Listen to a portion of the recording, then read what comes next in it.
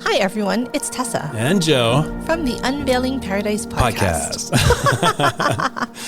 Tessa, summer is almost here, and so many of our listeners are about to have their epic destination wedding. And we are so excited for you guys. Before the big day, guys, we want you to make sure you listen to these 3 episodes.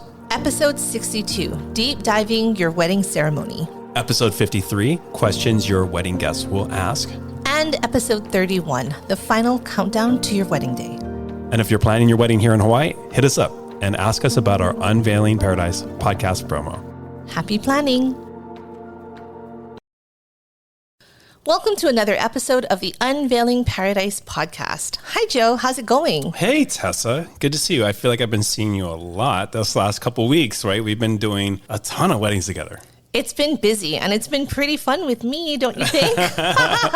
Yes. In fact, it's been awesome. Okay. So, we've been doing a lot of weddings, and we've been doing a lot of destination weddings in particular. And what we're talking about today kind of ties into that the couples that come to Hawaii to get married all have one thing in common, and that is that they are here for the vibes.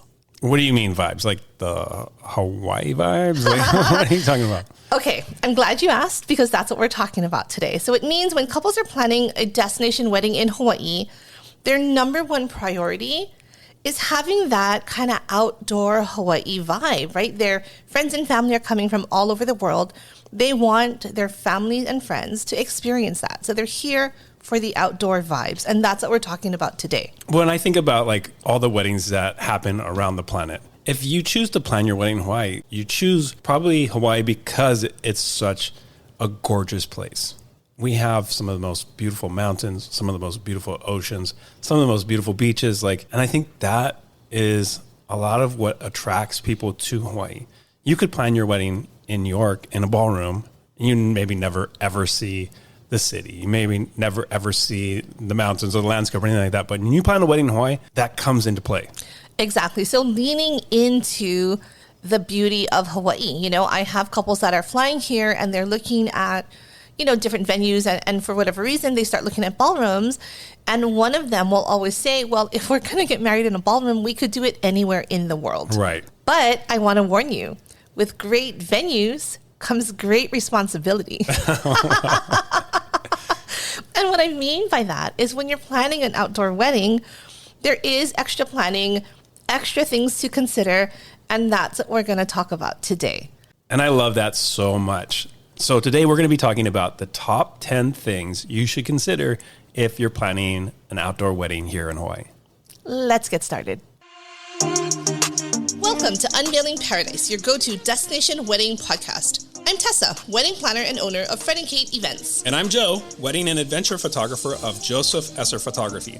We are based in Hawaii, one of the biggest, most popular locations for destination weddings. We want to share our real-life experiences with you, give you insight from a professional's perspective, and still make sure you're having fun in the process. We're huge believers in the fact that planning a destination wedding can be one of the most amazing experiences, and we want to bring you along. We're so excited to talk with you about weddings, Hawaii, and everything else under the sun. So pack your bags and let's get started.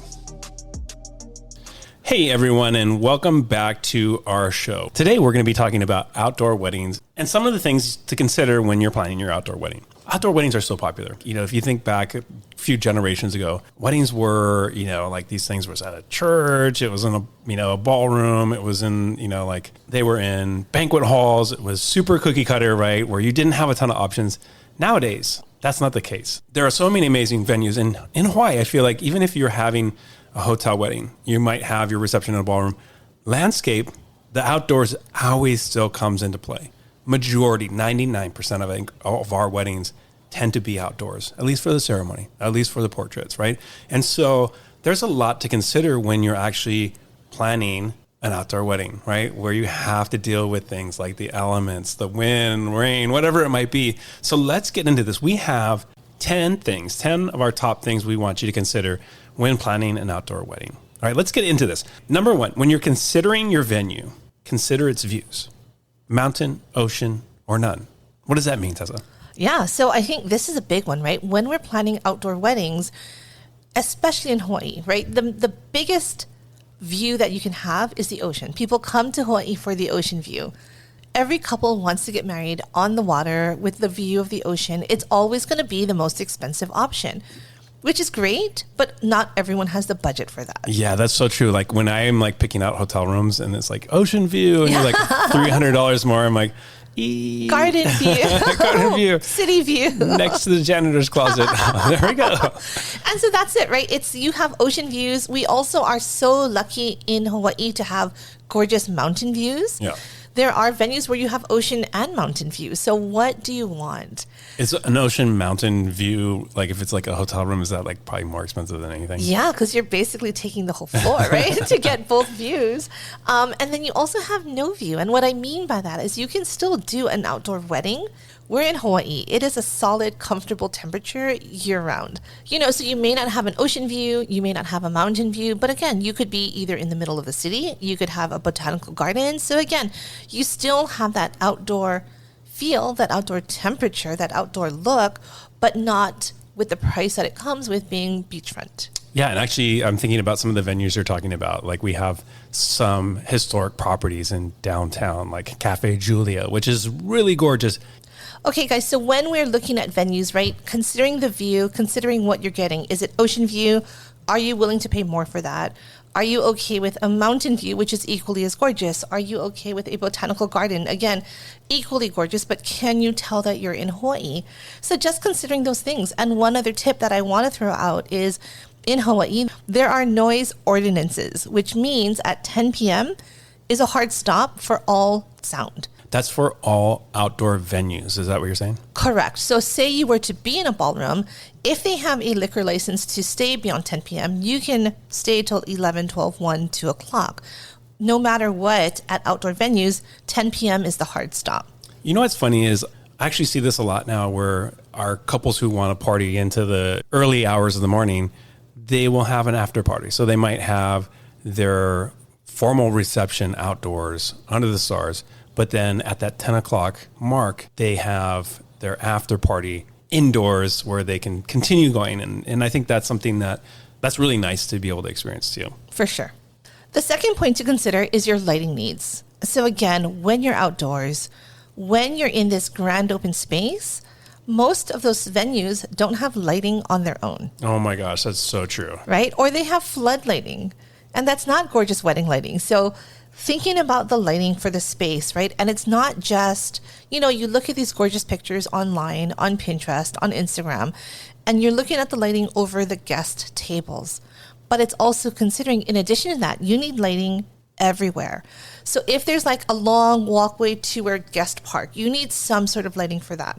If there's kind of a staircase from ceremony to reception and cocktail hour, and it gets dark at night, you need lighting there. Any sort of prep area. So if you have a catering tent, if you have a DJ tent, a photo booth tent, if you have anything, any sort of structures or spaces for other vendors, you need lighting there too. Parking, you need lighting. Anywhere your guests will be, you have to light it up. We had a wedding at Kualoa Ranch, which, is a gorgeous, probably everybody's probably, seen and heard of Kualoa Ranch. And the groom decided he wanted to DIY the lighting. So stop. Yeah. And so he was trying to set up these cafe lights where you're hanging them across tables and stuff. And it was so much work. And they didn't even get like a third of it set up. And so by the time it got dark, it was really dark, so like we had to bring in our own lights just to like be able to see what was going on, because there wasn't that light that you need in a dark space, after sunset. Yeah. Don't you feel like we're so lucky now that we all have our phones? So like at the very least when you're walking, right? Because back in the days, if you just didn't have light, you're stuck. Right. But now I feel like I take my phone out all the time so I can see. I don't want to fall, and I turn on that flashlight. Yes, but again, for the reception, right, it's not just seeing where you're going. I think a lot of times it's seeing what's happening. So, like when it comes to, I don't know, the first dance or speeches, if it's too dark, nobody's going to be able to see who's talking. Nobody's going to be able to see the couple's reactions, and so like lighting I love that tip, because that's really important for any outdoor venue. I did a wedding once at a venue where they have, again, like very, very bare safety lights. So it's not bright enough to light up the whole space. So, when I was talking to the manager there, I said, hey, is this enough lighting or do we need to rent more? And what she said perfectly describes, I think, what we're talking about. She said, if the guests are sitting there eating dinner, they know they're eating a steak. They don't know how done it is. They can't see that. And I'm like, okay, noted. So how bright do you want it, right? I think lighting, number one, you need it to see, you need it for safety, and you need it to set the mood. What about candles? Can you do that? And I think this is something I already have the answer to, but do you recommend candle lights for an outdoor wedding venue? Yeah, so talking about setting the mood, that transitions exactly. It's understanding that with real candles, when we're at outdoor venues, you are factoring in wind and temperature.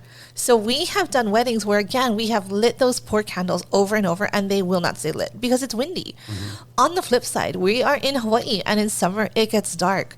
So if you've ever seen those cute, tall, beautiful taper candles, here's the thing, they melt. If it's hot enough, they melt. They won't stand straight anymore. We did a wedding once and it was summer. They had a clear top tent, which literally acts as a magnifying glass. So these poor, tall, skinny candles were set by the florist. She went to go around and, finish up everything. And again, it was hot. And so the flowers were in her car, nice and safe. But she put the candles out. After about an hour, because it was so hot in the tent, the candles all sort of melted and toppled over. So they weren't tall and straight anymore. They were all falling because they were just melted. Yeah, try to light those puppies after they melted. No, you can't. It's impossible. So again, just considering with outdoor weddings, it's different than a controlled environment like a ballroom. So, okay, one more follow-up question, since we're talking about lighting. Those little LED battery-operated candles, love or hate them? I love them, because number one, I know that people are like, oh, they look fake, but there's so many new ones that look so much better. It avoids, again, the shoots, my candles aren't lit, or, oh my gosh, they've melted and they've kind of fallen over. Another thing to consider too with real candles is if it's windy and for whatever reason the candles are lit, or maybe they were lit and they've blown out and they fall, if you get wax on the tables, if you rent those beautiful wood tables or you rent linen, you can also lose your deposit or you'll pay for those for damaging it. That's a bummer. With such a huge, you're spending so much on your wedding, it's a bummer to have to spend things on things you don't have to. Tessa, I actually have a really funny story. So, candles are usually a nightmare for anything outdoor. And we had this wedding. You guys have probably seen this at weddings, especially church weddings, where the parents or the mothers of the bride and groom, or whoever it is, will light a unity candle. Right? So one mom has a candle, the other one has a candle, and then they light the unity candle together. Right. So these guys were like, they were not messing around. They're like, they didn't want to use real candles because they knew it wouldn't work. So they had these little LED ones. And so they, at the same time, click the button to turn on the candles. And then they go to the unity candle and they, at the same time, click that as they're holding their fake candles. And I loved it so much because I was like, this is perfect. Like this. How adorable. This, they got to do it. And, I can't tell you how many times I've watched someone try to get that lighter to light the candle and it goes on for a second and you're like, this is outdoors. You can't do it. I know an officiant who, whenever a couple tries to do a unity candle outside, he will just tell them, he's like, no, we're not doing it. It's windy. We have to just consider the fact that candles don't stay lit outdoors without a pre-plan. Well, I think this transitions perfectly to our third point, which is about power. If you're at an outdoor venue, a lot of times you have to pre-think power. So let's talk about that. Perfect. So power is the bane of my wedding existence for so many reasons. And again, whenever you're at an outdoor venue, number one, if it's a venue who consistently does weddings, they will likely have power. But it's understanding how much power do they have? If it's an older venue, are they all on one circuit? You cannot plug everything into one. It will blow. And it's happened before. So you're often having to bring in generators to cover. If you have a couple strings of lighting, no big deal. But if you're trying to light it up with a ceiling of lighting and extra lighting in the dance floor, and extra, you need more power. Well, and you think about the DJs now, they're not only they're big sound systems, but it's all the cold sparks. Those things run on electricity. You have to have enough electricity in if you're lighting, your cold sparks, your sound system, you have a photo booth, whatever those things are. You need to make sure that you have enough power And the worst thing that happens is like if like the DJ sound goes out, and I've had this happen before, those guys get real mad. Yeah, in the middle of dancing and there's no power. And, with your catering, a lot of times they need power for their ovens. People don't realize this, but if you want coffee, those percolators draw a lot of power. So a lot of times it's getting generators, not just those small little, put it in the back of your car to go camping. Like, you require this generator that's bigger than a truck that comes and has to set up, and they drop power throughout the whole venue, in addition to using the power on site. It sounds really ugly when you talk about it that way, but like, you don't see these things. Like when you have the generator truck, right? You don't see that thing at the venue. But, a lot of times you do actually need to bring in that. And it's something that I think a lot of people don't think about, but it's super important. It's so important. The next thing to think about is your plan B. And the plan B being, if we're outdoors, what happens if there is crazy weather? For me, as a planner and being always just very ultra conservative, I always love a tent. Mm-hmm. I want to say in every wedding that I've done outdoors, maybe 5 couples have gone without a tent, and I was anxious the entire time. It's stressful. I like having a tent. I like having a backup. If you don't want a tent on your wedding day, at least having a tent on hold for your wedding as a rain backup, to me, is always a smart choice. So we actually have talked about this a number of episodes ago, but tell us, if you're new to the show, what is a rain hold? Like, let's talk about that, because it's something that is very common for outdoor weddings. Sure. So a rain hold basically is ordering a tent, but not setting it up. And again, if you choose to not use it, then they do give it at a discounted price. The benefit to having that versus waiting, and if the weather gets funky, trying to order a tent, when the weather forecast starts showing the rain, everybody starts to order a tent. So we had a wedding a couple weeks ago, and the weather was a little funky. We had a tent already, so we were set. I wanted to upgrade a bigger tent. And I wanted to add another tent for the photo booth just to give us more space.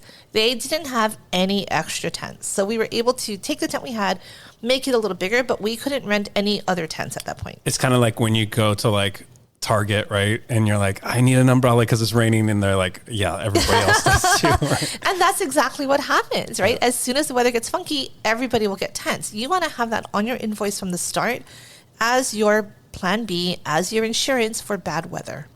The other thing too is a lot of hotels have outdoor spaces that don't allow tents. But I think the beautiful thing for these same hotels is they do have an indoor ballroom space available as an alternative. Exactly. And honestly, that is one of my favorite things, because I can confidently set up outside. And if the weather goes completely sideways, they have a backup space. They have the team there to help us move. They have everything that we need to move it seamlessly indoors. Our next 3 tips, we're just going to roll in all together and then we'll go through them one at a time. But keeping dry, keeping cool, and keeping warm at your wedding. Okay. So at your outdoor wedding, first and foremost, you want to figure out if it's going to be rainy, if it's going to be wet, how do we keep dry? How do we keep our guests dry? How do we keep our gear dry? How do we keep the floors dry? So where do you land on this? So there's so many things you can do. For me, one of the biggest things is umbrellas. And I know that sounds obvious, but anytime your guests are moving anywhere outside of a covered area, right? So if you do have a tent for your reception, that's great, but your ceremony might be open. The path from the bathrooms to your tent might be, open air. So umbrellas are always a great idea. You can order them on Amazon in advance. You can rent them a lot of times. Just like we just said, though, keep in mind, though, when it starts to rain, everyone is purchasing them locally. So plan ahead. If you need to order them in advance, have it on standby, have it ready just in case.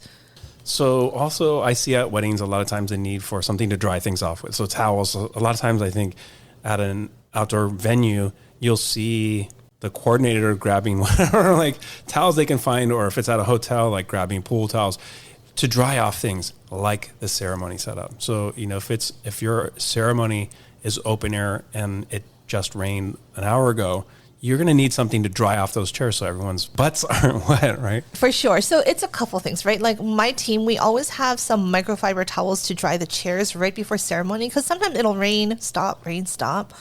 We'll wipe it down right before. In addition to that, right, if the couple is all in, and they're like, listen, the weather's a little funky, but we're going to do pictures. They're wet. So we need to sometimes dry off the couple, just kind of pat them down. The wedding party, a lot of times these girls with strapless dresses, they're wet, right? They're in the rain. They are taking it for the team. They're doing the photos. They're doing all their things. But sometimes things just need to get dried off. Welcome signs, whatever. So we will try to just dab everything off, or honestly with towels, sometimes just cover things. Cover the sweetheart table, cover the chairs, just so we don't have to worry about it getting wet later. Most of the time, though, it's not drying things off. It's keeping yourself cool, though. So, again, like Hawaii weddings, like we're in the middle of summer right now. It's hot out there. It's so hot. So let's talk about this. If you're doing an outdoor wedding, like how do you stay cool in a place like Hawaii in the middle of summer? One of the biggest things that I tell my couples constantly is to hydrate. Drink water. Have a hydration station for your guests. And I don't mean like shots of tequila. I'm talking... Why not? I mean, in addition to the shots of tequila, I'm saying water station. Like you can do, and there's a lot of bars where you can do a fruit water, a cucumber water, plain water. Like have a whole station of water easily accessible for your guests. If they're not used to the weather in Hawaii and how it's just humid and hot, people can easily overheat. And so being prepared, having those hydration stations is huge. It's so helpful for people. It's crazy, Tessa. I talked about this at the very first season of our podcast about putting a fan in a bouquet. And guess what? I see it on Instagram now. And I've seen it too. I think somebody stole my idea and is making millions. Whoever you are, whoever you're listening, listen, give me my check. I need my check. I need my royalties. Well, technically it was on our podcast, so send our royalties. Okay, fine. I'll share it with you. Okay. In addition to the hydration station, just like you were talking about, fans. Whether you have those kind of folding fans for your guests or portable fans, or you've seen those at Disneyland, those misting fan spray water bottle things, do something to cool off. When it gets hot, it's hot. So what are you doing to prepare yourself? I also see a lot of parasols. So parasols are those kind of like paper, I guess, umbrellas, right? Those are kind of fun for photos too. So, it's kind of dual purpose. Okay, and finally, keeping warm, right? So, sometimes at night it cools off here in Hawaii. I think this tip is also for anyone who's planning an outdoor wedding, especially on the mainland. So I shoot in Arizona every once in a while, and at nighttime it cools off. You want to have like heating lamps, having blankets at your wedding. I think that's amazing. So whatever elements that you're dealing with, how are you prepared for them? The next thing that I want to talk about that ties into, again, kind of the elements, right? It's planning for the wind. And I know we briefly mentioned this earlier, but again, whenever you're outdoors, we have zero control over the wind. Okay, Tessa, I know you and I experience this all the time. Those things that are made to stand up without wind don't stand up when it gets windy. We've had arches that are like, they set it up and you're like the whole time, you're like, oh my gosh, it's blowing over, it's falling over. Someone has to stand there and hold it in place during the ceremony. Like that happens. So again, like if you are doing an outdoor wedding, anticipate needing that extra support, that extra, I don't know, staking or stability or whatever that is to keep whatever your structures are in place. You're talking about bigger structures like arches, but even, other things like welcome signs, they don't stand on their own when it's high wind. Yeah. How do you deal with the welcome signs? Because I see those things every time little wind goes and it's like falls on the ground. Well, so it's tricky because, again, depending on how windy it is, if there is a tree or a table or a leg pole that we can anchor the easel to, that's what we're going to do. It's also understanding that sign has to be, if it's a lighter sign, it has to be taped onto the easel. If not, it has to be either tied or zip tied or something. Like when it's windy, it will not stand on its own. And my biggest outdoor wedding pet peeve are those little name cards that stand up like a little sailboat, like the little tabletop fold in half stand up. They will never stand unless there is absolutely zero wind. So I'm talking about the name card that you put at each place setting. So Joe knows where he sits. Tessa knows where she sits. It may have your meal indicator on it, but it's always, on your plate or on your table or something. One gust of wind and they all blow. That's true. What's a better alternative for them? A couple alternatives. Number one is if you make it flat, we can tuck it into something. The table tent is always a wind magnet. It's going to pick up and blow away. So if it's flat, I can tuck it. Even if it's under your glass, under your napkin, under your plate, something, flat is always going to be better when it's outdoors. In addition, there's so many creative ways. People have used tiles, they've used seashells, anything else that has a little bit of weight. They've actually used the favors and put names on favors. So they've tied it onto their favor and that anchors it down. Anything that can hold weight and not blow with a gust of wind is a perfect name card. Like those laser cut name. I like that stuff. That's really cool.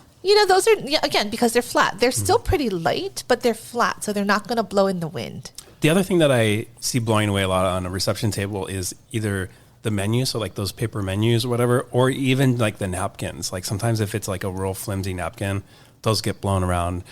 No, I totally agree with you, Joe. Menus, the napkins, anything that can take off like a kite will do so in wind. Yeah, so avoid those things.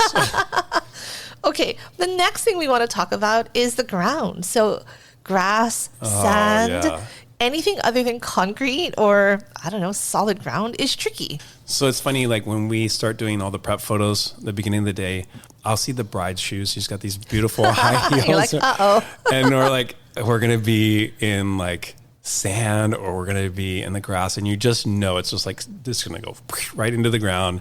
That beautiful white shoe is now going to be brown.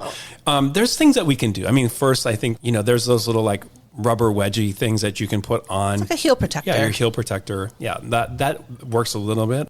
The other thing too is I think a lot of times it's also letting your guests know what to expect. So and a lot of times our bride has the heel protector, but our guests are rolling in and there's these high heel stilettos and they're just like getting stuck in the ground as they're walking, And so if you're doing an outdoor wedding, I think it's okay to tell your guests what attire might be appropriate. I agree with you. So again, I always tell my couples, if we're at a venue that's outdoors, in grass, in sand, plan accordingly. Chunky heels, don't wear stilettos, wear flats if you want to, and bring a backup pair of shoes, bring some dancing slippers, bring some flip-flops. Absolutely. And as a photographer, I love having a backup pair of shoes for when we're doing a lot of stuff, especially on the beach, right? If you can just imagine yourself on the beach in a pair of high-heeled shoes trying to walk. It's just so impossible. Awkward. I'm clumsy all the time. When I'm on the beach, it's already hard to walk with no shoes. I can't imagine trying to walk with stilettos in the sand. So when you're doing your photos, though, the thing is, nobody's seeing your feet. Nobody's seeing your feet. So, I think it's always nice to have a pair of backup shoes that you can take when you're doing your beach photos. Nobody's going to know any better, and you're going to be looking not awkward, not clumsy. You're going to be looking normal, yeah. Finally, plan your menu accordingly. And what I mean by that is when it is scalding hot outside, include a nice cool treat. Shave ice, we've talked about this before. Having shave ice at your cocktail hour when it's scalding hot outside is the perfect summer treat. So are mojitos. And mojitos. You can have both.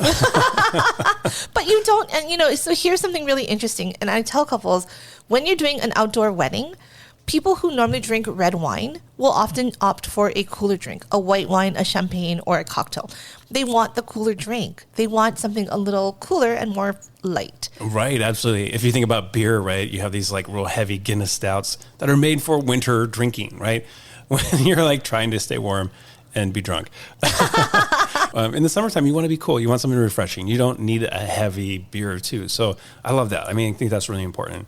But in the wintertime, let's say you're doing an outdoor wedding in Vail. Oh my gosh, bring on the Guinness, bring on the hot cocoa. Like a hot cocoa bar would be so cool. Totally. Or, you have those coffee stations with all of the different drinks and the add-ons. It's weather appropriate. And I think that's the thing to keep in mind is when you're outdoors, whether the weather is hot, whether it's cold, it's the type of food and drinks that you're serving. It's also understanding the temperature, right? I always use this example. If we're outside in the middle of summer, you don't want little chocolates as favors. They're going to melt. Yeah, that's true. It's hot, so plan accordingly.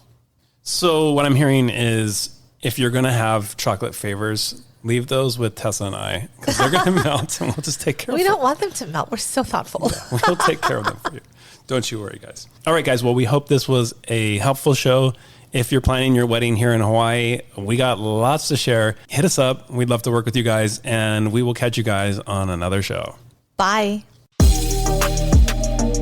Thanks for listening to another episode of Unveiling Paradise. If you enjoy our show, please follow us and rate us on Spotify or wherever you listen to podcasts. It would really mean a lot. And don't forget to also get on our mailing list and follow us on Instagram.